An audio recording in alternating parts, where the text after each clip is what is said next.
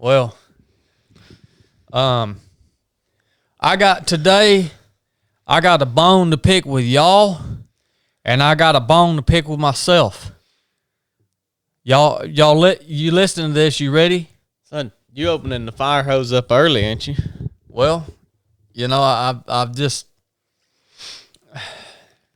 It's a necessary conversation. And here's the thing, man. Here's the bone I got to pick with y'all. Listen to this. You will always have an excuse not to train. You will have multiple excuses not to train. All right? That is how it works. That is how life works. Mm-hmm. You are always going to have an excuse. And by training, I'm not just talking about physical training. I'm talking about any training that you have an opportunity to partake in, right? Whether it's a personal thing like going out for a run, whether it's a professional thing, or whether it's a professional development thing. No matter what, there's always going to be an excuse. And I'm going to go ahead and tell you, I've got a pretty accurate read on the general population. And the reason so many of y'all are stuck where you're stuck in this place of mediocrity, the reason you're stuck is because you always take the freaking excuse, man. Look, I posted the other day, I did a post about the importance of training, and I also did a post about the proving grounds. Mm-hmm. And the reason this is on my mind is because there were so many excuses, both direct message to me and both in the comments. For those two posts?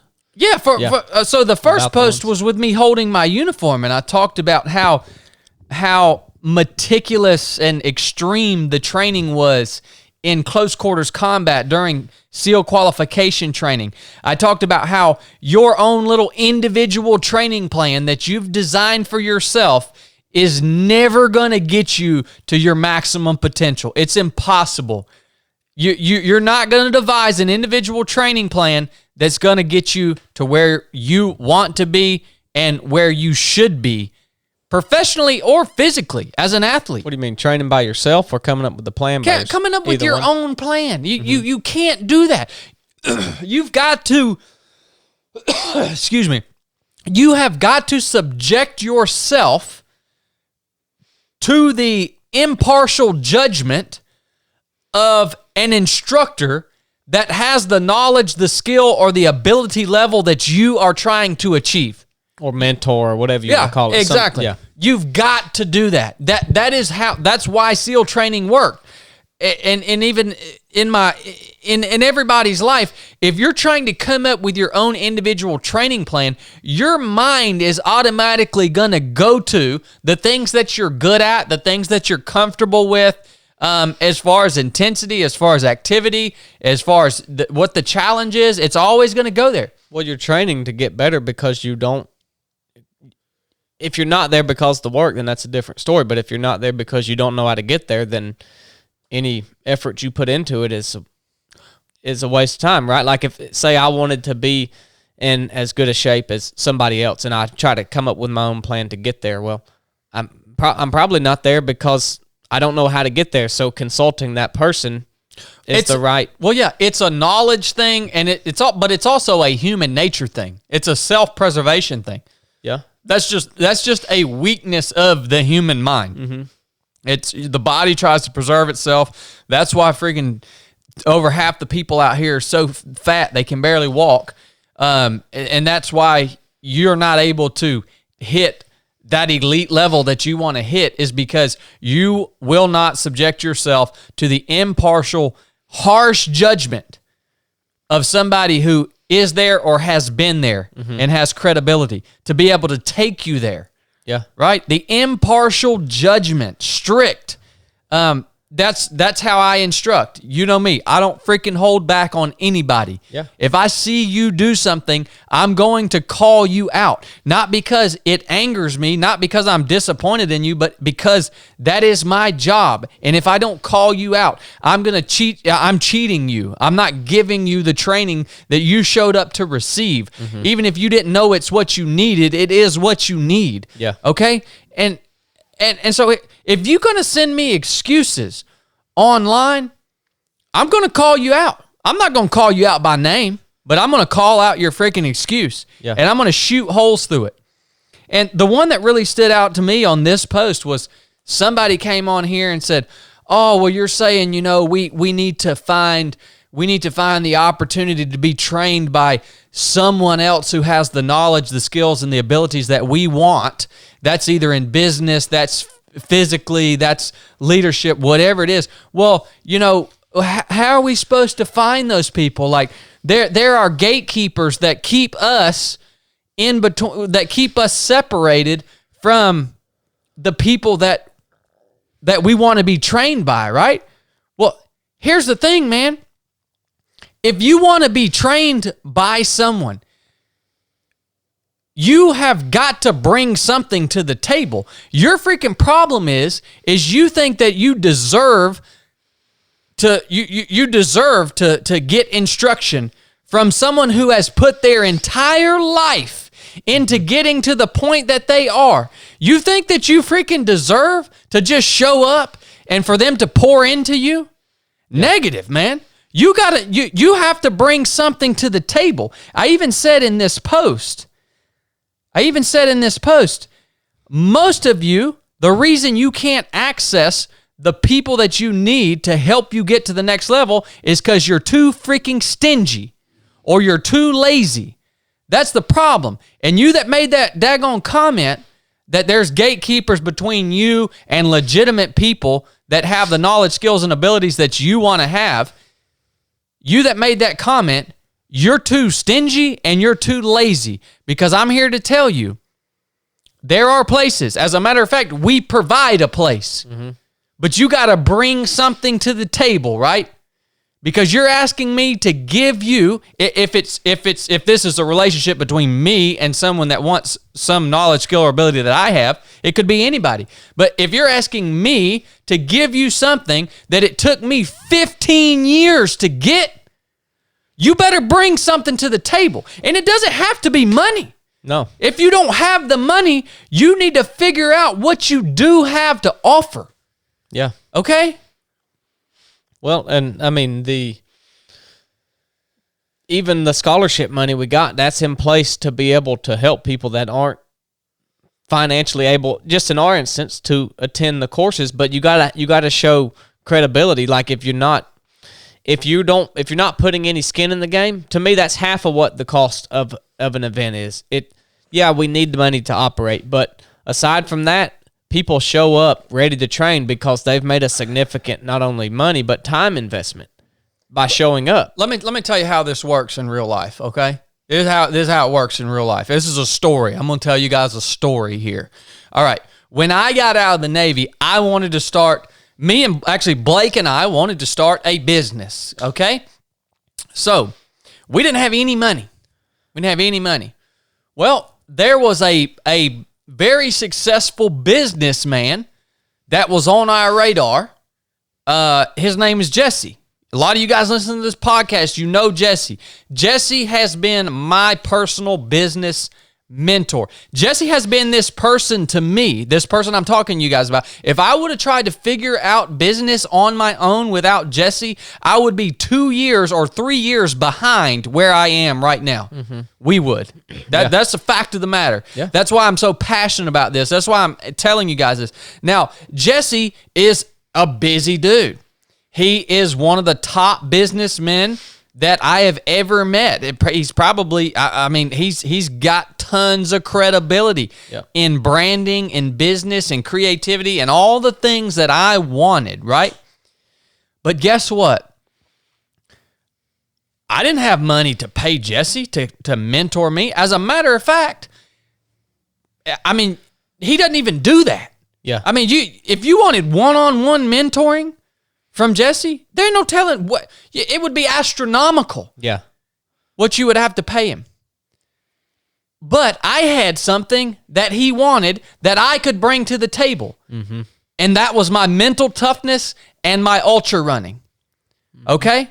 Now, I had to work to learn those things, to show that I could run further than most people, to show that I was mentally tough. That was my whole career in the SEAL teams and the ultra running that I had done up to the point that Jesse and I talked. And when Jesse and I talked, Jesse said, you know what, man? I got a race coming up. And you are a really good runner. And you're mentally tough. I'd like to get some of that. And I said, well, yeah, man, I've been wanting a business mentor. I need somebody to explain to me how a brand works. I didn't even know what a brand was. I said, I need that, man. So I brought something to the table in order to receive this type of mentorship that I'm talking about here, this type of training from the most elite person that I could find and get in touch with. I brought my skills to the table. It wasn't money. I brought value to his life in exchange for the value that I needed and the experience that I needed and wanted to receive from him. All right? But this is the absolute this is absolutely necessary. It takes courage. It takes an investment of some sort. That's what it's going to take. And it takes innovation too. I mean, yeah, it takes innovation. You could have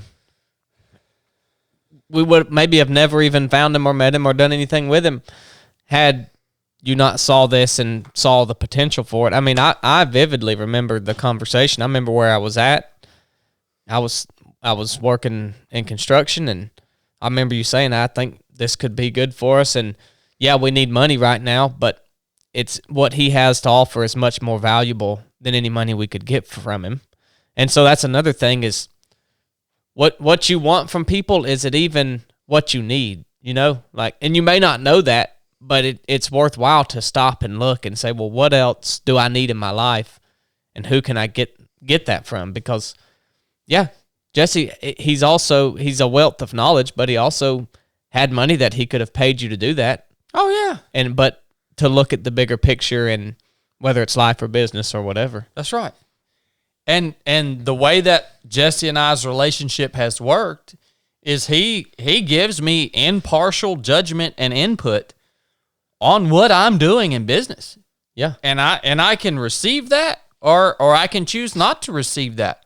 Yep. But that's what has allowed, a big part of what has allowed us to understand how to make all this work. Yeah. That's why I'm so passionate about this, guys. How do you think I became part of the most elite fighting force on earth? It wasn't on some online freaking program. Mm-hmm. It wasn't from reading a book. It wasn't from watching a YouTube video. It was because I subjected myself to this training pipeline that was run by men that I held on the level of a god. Mm-hmm. I mean, that's just the reality of it. And I invested everything to go and be part of this training. Yeah. I had nothing. I had one pair of clothes. I had nothing to go do this. So don't sit here and tell me that you can't find someone that's going to invest in you and build you up. And I just responded to this lady's freaking comment. I'm like, I don't know what you're looking for, but if you're looking for an environment that's going to help you grow and all, check the freaking link in my bio. Yeah. If that didn't fit what you're looking for, then go find something else. It's out there. What did they, I mean, I don't understand what they meant by there's a gatekeeper. Like there's just someone that is preventing them from accessing. I can't, I wish I could find the comment. There's so many freaking comments on this post. I can't even find it. Hold on. Yeah. Well, okay. I think here it is. if we are looking to be trained, okay, she says, if I'm looking to be trained by the elite and I'm willing to do the work, how do I do this? When those that hold the knowledge and experience at the highest level pick and choose who to train and pass the knowledge unto. Now, that is the case in some scenarios, but there are elite professionals that offer training. Well, and there's always somebody that's better than you. If you can't get the elite, there's somebody that's better than you in what you want to be. And that's willing to give you that. Here's the other part of her comment. So many have locked the gates to training to those who have showed up and are willing to cross over from mediocrity to excellence. Okay, I don't care if you show up or not. What did you bring to the table to compensate for what you're looking for? This is what we're talking about. It's not good enough to just show up. Yeah. You don't just get to, you think you've done something by just showing up to be trained? No, what did you give up? What did you sacrifice to be here? What did you bring to the table? What investment did you make? The showing up, who gives a crap? What investment did you make to be there? That tells me, as your instructor, that you are committed to the process that I'm about to put you through. Okay? Yeah. That's a freaking problem with your thinking, man. It's an excuse.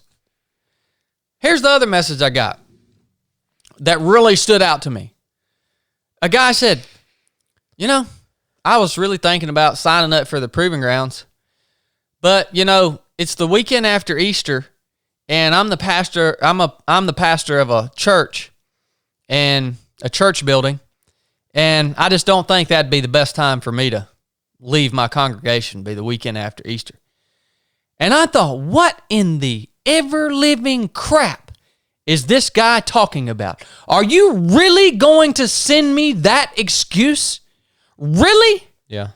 Do you understand the best way that you could possibly serve that congregation is to get better is to better yourself, is to invest in yourself? Do you think that you being there that weekend after Easter, do you think if you weren't there, what the crap is going to happen? Nothing. The world's going to go around. Everybody's going to get through the weekend unless there's some astronomical crisis that you haven't identified in your message or that pops up, right? But the world's going to go on. You're going to be making yourself better as a leader, as a Christian, whatever it is, whatever you get out of that experience, okay? And then when you come back, you're going to be able to serve them tenfold better than you served them before. This is why I'm so sick of your excuses. Do you understand that when I decided I wanted to become a SEAL, I don't know if y'all remember this or not. When I decided I wanted to become a SEAL and I gave everything up, I literally sacrificed everything. Do y'all remember when they found a 7-centimeter pericardial cyst on my freaking heart and sent me home? Do you remember that, listener? Everything that I wanted, I had sacrificed everything to be told I have a freaking cyst on my heart and that I can't do what I want to do. I can't go and partake in the training to become better that I want to. I'm willing to. I've made the investment. After all of that, they said, no, you can't go. Boy, you want to talk about a freaking excuse? You're going to come to me with your piddly excuse? Yeah. Don't freaking come to me with that. I mean, what they're saying is that it's not of enough importance to them, or it's not high enough on the priority. That's essentially what they're saying. Yeah. Because if you would have said, well, okay, man, I guess I can't do it now, then you would have said, well, it's not a high enough priority for me to go have surgery. Yeah, in my case, in this gentleman's case that sent me this message, obviously he just doesn't understand how to prioritize things. Well, yeah, he doesn't understand the value of training. He obviously didn't read this post that I wrote, or he doesn't believe it, or he doesn't subscribe to that. But that's the reality of how it works to become elite. Yeah, and it's it even relates into other areas. You would think that common sense would tell you that or topical common sense might tell you that by spending more time with my kids, then my wife would make me a better dad to them because it's more time. But really, what is the best thing that you can give your kids? And it's a good relationship with your wife. Yeah. A good marriage. That's the best thing you can give your kids. So therefore, taking time from them and repurposing it in another place is actually better for your kids than spending more time with them. And in this gentleman's example, it's the same thing, that by taking time away and investing in yourself will actually be better for your congregation, or not your congregation, but the people that you pastor, than if you're there every Sunday. I mean, there's other things in place. You can get other people to come speak, and I mean, he knows that. We all know that. No excuse. Yeah. There is no excuse other than a legitimate crisis that you have to handle right then. Yeah, well, the reason is that they don't want to get good, or they don't want to get better enough. There's not enough want to get better. Yeah. I mean, some people don't understand it. Some people understand it, and they're just making excuses for it. I mean, I really think there's people out there that don't understand that. No, they don't. They don't understand that. They don't, and they. I think there are people that legitimately think that they can get enough from a video or a book. Yeah. I think they legitimately believe that. Like, you can get something, but you're not going to get what you're going to get when you are on boots on the freaking ground being assessed by an elite or a professional or somebody that holds the skills that you want to hold. Yeah. I mean, I'm about to end this conversation. People that are that, you can get mad at ignorance, but I mean, I don't know what the best way to get people to get it. I'm not angry. I might sound angry. I'm not angry, nor am I frustrated. I am telling you this because I care about you, and I want you to understand the process, the investment, the process that I have used in my life, the investment that I have made in my life to be who I am today. Mm-hmm. And this is the process, and my investment costed me everything. But it's not as clear to everybody else to get that. So this is what I'm getting at. This is great conversation for people to have. But somebody could say that, Chad seems like he's freaking pissed off at me, but I just don't get it. If you don't get it, the passion that Chad has is his concern for you to understand it, not anger towards you because you don't get it. 100%. That's all I'm trying to get at. Yeah. So, and I want to end this segment of the podcast by saying, do not send me your excuse. You have zero legitimate excuse in my book. Well, if somebody sends an excuse, it's read, I don't want it bad enough. Thank you for offering the proven grounds, but I don't want it bad enough. Yeah. That's called honesty. Yeah. That's what it. Yep. I mean, that's the way you read it. And if you are stuck in a place in your life that you are not happy with, if you're not able to lead the way you want to lead, if you're not able to do the things that you want to do, I want you to make maybe you can't even make this honest of assessment on yourself. I can guarantee you don't even have to assess yourself. If you're stuck in this place, it's because you have chosen to use and accept excuses to not do what you need to do. You almost want to give a satisfaction guarantee that, like, it's like someone's not willing to take the risk to come try some kind of training. It's like, just try it, man. You got to go try it. Well, here's the thing. I can set the stage, and I can put something together that I know for a fact is going to force you. It's proven to make you grow. Yep. Here's the problem.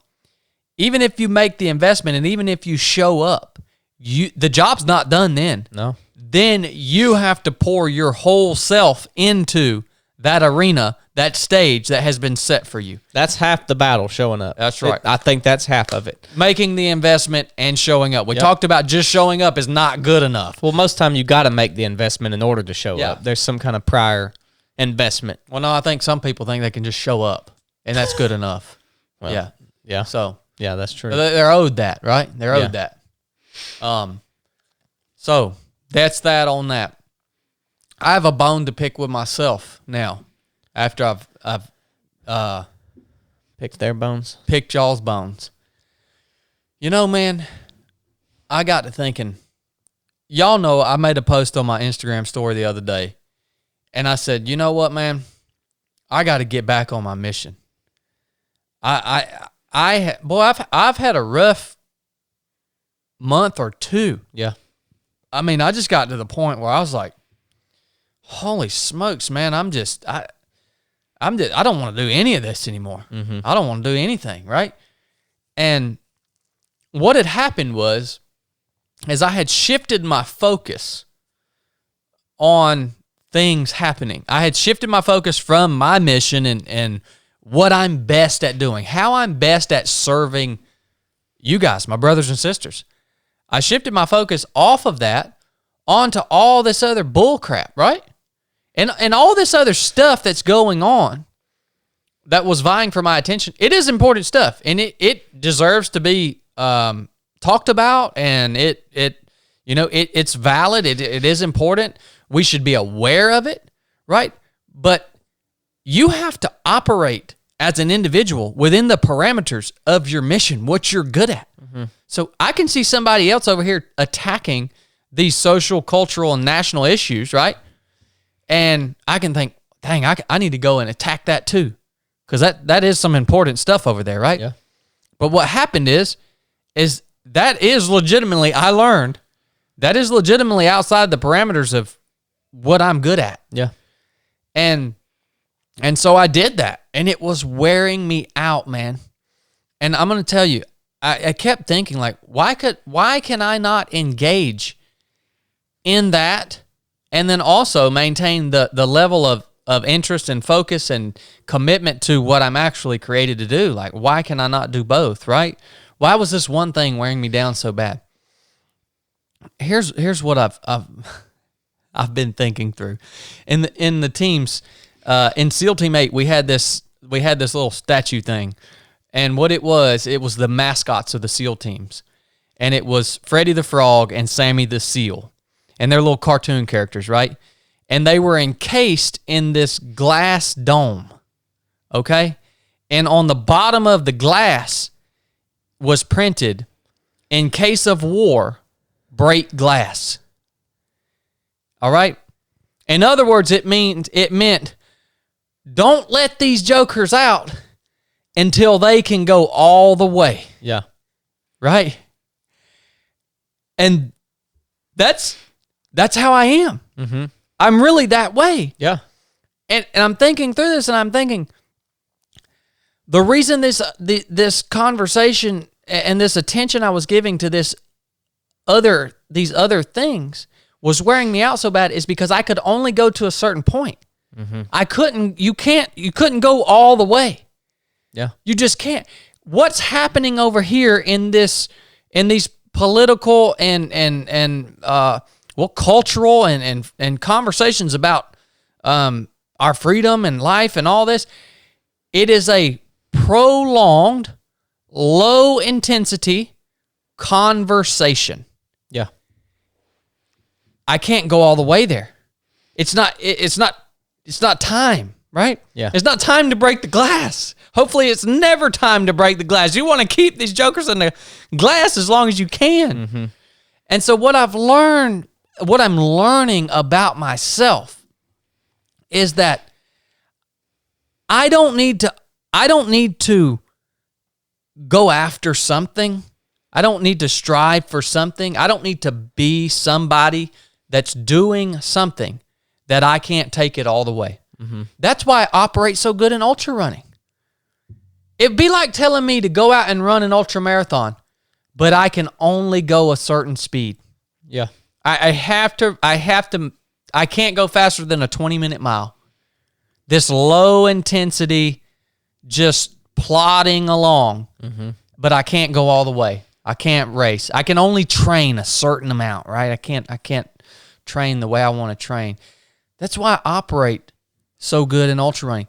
That's why I operate so good at our training events. I have had people tell me, Chad, you need to just make this training a little easier, and you need to market this to corporate people. That's where the money's at, man. These corporate people got all the money, but they're not going to come out here and do what you're doing. And you know what I said to those people? I said, I can't do that. Yeah. I'll be miserable. I will be miserable if I know that I have to tailor this training back for weak people. I would literally go insane. And it's because this is how I am. And that's okay. And I want to ask you, listener, are you going after something? Are you putting all your energy into something that you can't go all the way on? And is it driving you freaking crazy? Yeah. Because you can't actually do what you know needs to be done. You can't actually win until the time's right. Yeah. But if you're engaging in something that you can't actually win, you can't go all the way, is it driving you crazy? It drove me crazy in a matter of months. I engaged in that, and it tore me apart. And that is what it was. I got to a certain point, and I said, I can't go any further than this.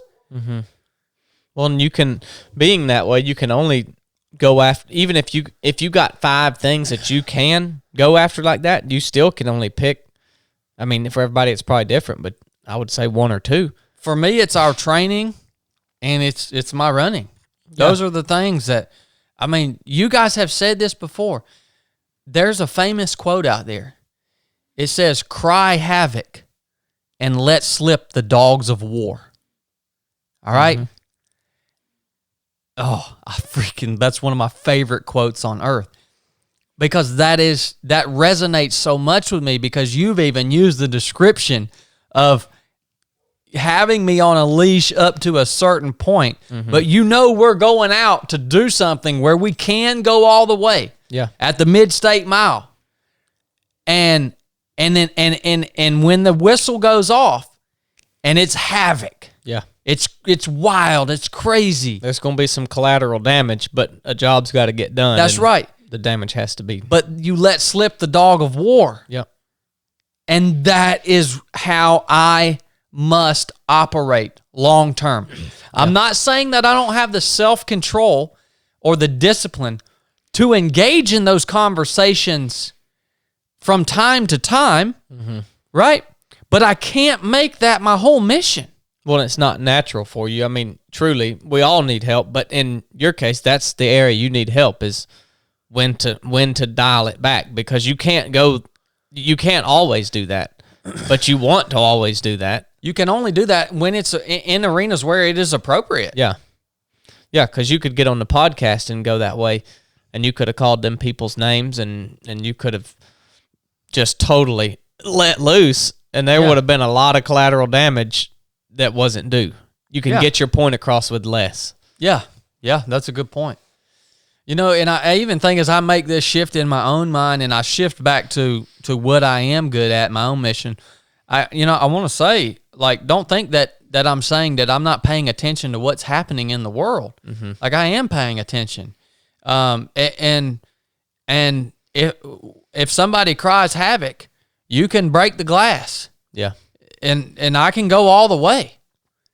But until that time, I'm not engaging that crap. Well, we always talk about that it's like a body, it's like a car. There's multiple parts to one thing that makes something good.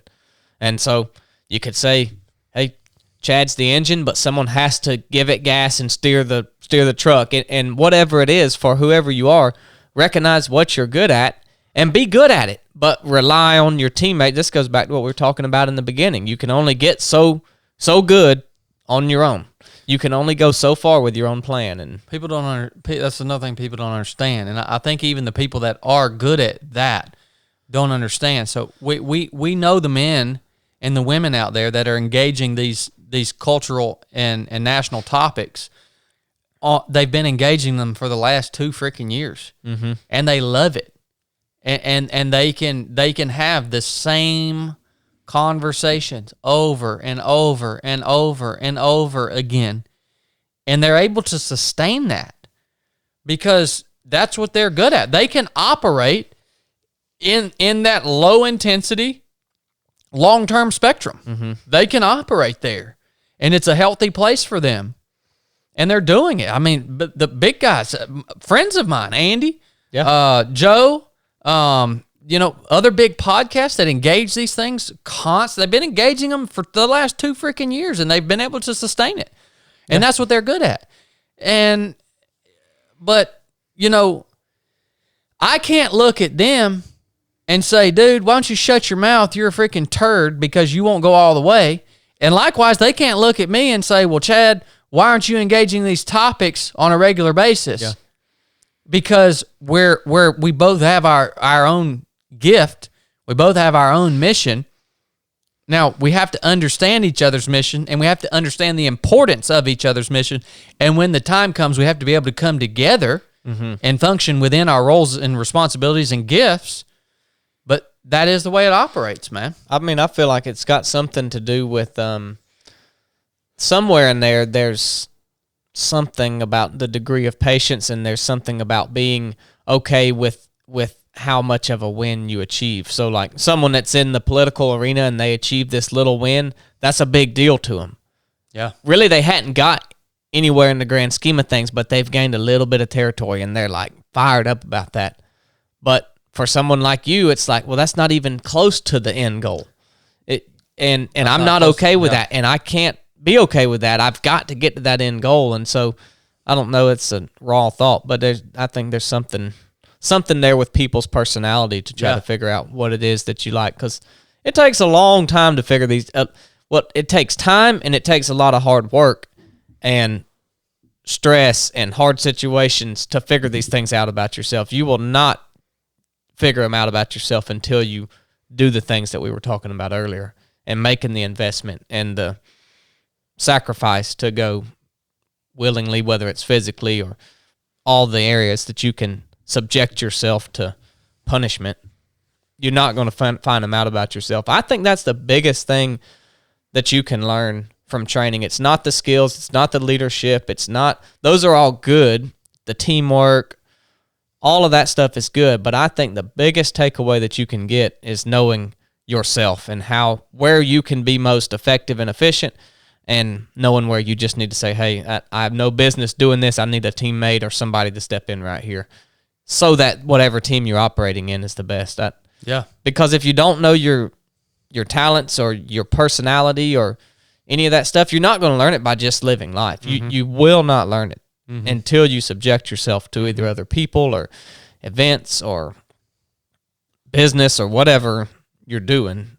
To me, that's one of the biggest takeaways that I think people should leave with. Yeah, no, I love that, man. And I love what you said about the difference between personality types, whereas you can have this group over here of people that are, again, at this lower intensity, on this long-term journey or part of this mission or whatever, and they're able to find satisfaction in these small little wins along the way. See, I'm not driven at all by small wins along the way. When I'm running an ultra, like, I'm not driven at all by some mile marker or by getting to the top of some climb or by the aid station. None of that factors into, not a single ounce into what drives me. I'm driven by the opportunity to go all the way. I'm driven by the end, end result that I'm trying to achieve. That is the only factor that drives me. Those little things, they give me nothing. Yeah. They give me no reprieve, no sense of accomplishment. If there's, if I'm running a 200-mile race and There's a huge mountain between here and there. When I get to the top of that freaking mountain, I'm not gonna get any satisfaction from that. Mm-hmm. I will not get satisfaction until I finish. Yeah. I hit my goal. I achieve what I came there to do. Yeah, That's it. For the listeners, I think a lot of people can listen to these things and think, well, that's how it should be. And that's not the case. That is a good way to be. What is important is that you figure yourself out. For me, of course, everybody should be driven by the end goal or mission or whatever the accomplishment. That should be overarching. But some people can play that long game. Like, even for me in life, a bunch of different things can come up. And while I might get aggravated and stressed, I will never once think about stopping doing what I'm doing. In business, regardless of how hard business got, the thought might come in, but it's never really an option in life and anything that is extremely long-term. Parenting. I'm going to be responsible for my kids the rest of my life, particularly till they move out or whatever, but for the rest of my life, I'm responsible for how they act. That's an extremely long time, the rest of my life on earth. But I can be fine with that. Like, I can play that extremely long game. But in, like, say, running, if you use the example, quitting a running race comes through my mind more so than it does in things like this, and it's just the opposite for you. Oh, yeah. And so I'm saying this to show the contrast that we've told you guys, neither one of us have it all figured out, but it's important. Don't try to model your life after us. We share these stories, we tell these things to show you how it's worked out for us, how we figured it out, and maybe to provide some sense of context in your life, but you got to figure yourself out. You might be a mix of both of us. You might be you're your own person. You're not going to be just like either one of us. I think there are common personality types that you can say I'm more this or that, but I just want people to know that there is value in both, and you got to figure it out, and that's important in looking for a teammate. Don't look for a team. I don't need to look and be in business and do life with people that are doing the same thing like me. Yeah. You got to have the people you can break the glass, and you got to have the people that just like a old D8 bulldozer that ain't going to get nowhere real fast, but it can just keep moving. Yeah. Yeah. And exactly. You are that way in a race, but it's still a relatively short period. Like a really long race is long, but in comparison to time, it's a very short period. The Mid-State Mile. Yeah, that's a long freaking time to run. But in relation to the week, it was just a couple days. Or in relation to the year, it's just a couple days. And so... That might be why I don't have kids. Yeah. It truly could be. Mm-hmm. The thought of having to be responsible for something the rest of your life is like, no way. But for me, it's like I lose, I win, and it's just this kind of ebb and flow, and you try to keep it between the lines as good as you can. There's bad times and good times, and I can be okay with that. I don't like, celebrate the win or anything, but you have to find some sort of what fuels you to keep going. And there's a satisfaction. There's somewhere you get to, and you say, man, that's good. I'm going to keep going because that was good. And so whatever that is, the intensity of what that is varies for everybody. Yeah.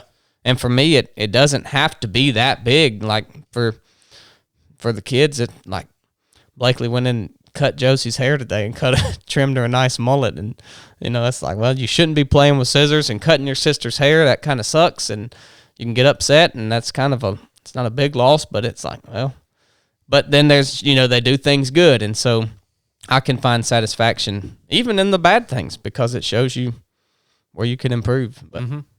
Yeah, that's healthy. Yeah. Yeah. Yeah, you need both. I was going to criticize myself, but I'm not going to because you do need both. Yeah, that's yeah. And you also should be conscious of the areas, like I need to be conscious of the areas that I'm not as good at, and that's no excuse not to work on them, but that means when you're operating on a mission and it's time to get the job done, you don't do that. You fall back to what you're good at, and you work as a team and get the mission done. Now, maybe in training I spend a little time doing things like that. running longer, for me, like maybe going doing something really physically hard or whatever that is relatively short period of time, but it's not what I like to. It's not the hard I like. Mm-hmm. You should spend time working on the hard that you don't like, because hard is relative, and some people like hard in different ways. And so we've talked about this before, that you should work on that, but when it matters, when it counts, when you're doing a mission, then you need to fall back to what you're good at. Yeah, I agree. That's where you were going to criticize yourself, is say, oh yeah, but I should be better at these things. And no, right? I was going to say, you might not want my mind in this domestic world. Well, yeah, but really, there's a place for it. Yeah. Yeah. Ultimately, because you guys, that's a bone I wanted to pick with myself, and I think you guys could get something out of that.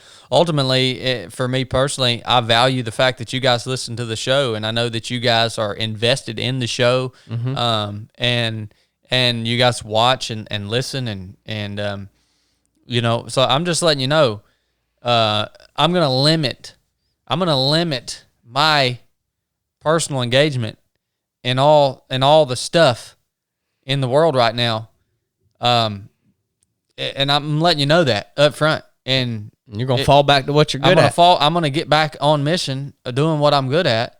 And if it's ever time to break the glass, or somebody cries havoc and is ready to let slip the dogs of war, well, then I'll jump in, because that's what I'm good at. Well, that's a prime example. Yep. You're going to pay attention and know what's going on, so therefore you're working on that a little bit. But we got a mission, and you fall back to what you're good at. Yep. So, I love you guys. Thanks for tuning in. Nuff said.